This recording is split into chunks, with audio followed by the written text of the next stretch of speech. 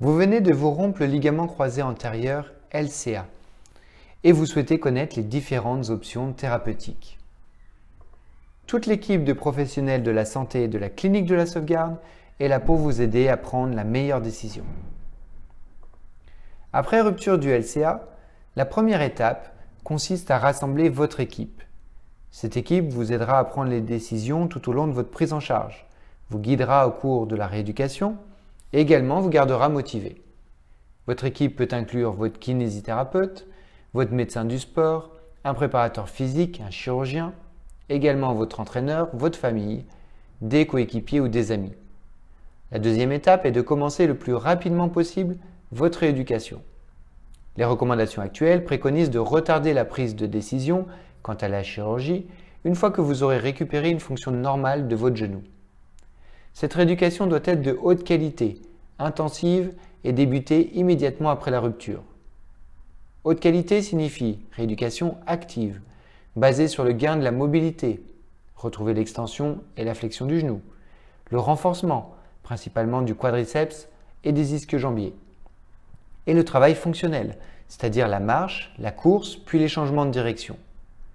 Nous vous recommandons de suivre le protocole de rééducation qui vous a été donné. Enfin, la troisième étape est la prise de décision partagée quant au traitement le plus adapté à votre situation. Voici quelques questions qu'il est recommandé de se poser avant de choisir entre l'option chirurgicale et non chirurgicale.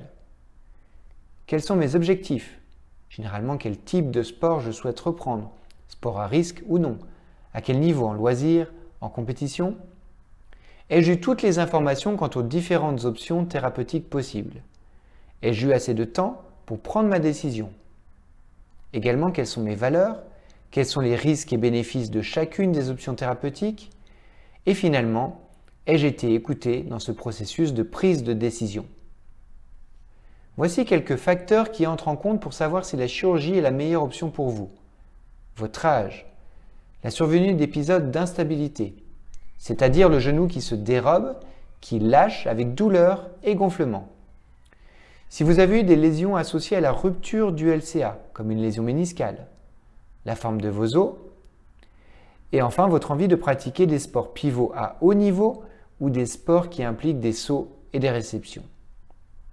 Il est donc primordial de discuter de ces différents facteurs avec votre équipe de professionnels de la santé. Et le saviez-vous? Aucune évidence scientifique ne suggère que l'option chirurgicale donne de meilleurs résultats comparé à la rééducation de haute qualité. Également, le risque d'arthrose n'est pas différent entre les patients qui ont été opérés et ceux qui ne l'ont pas été.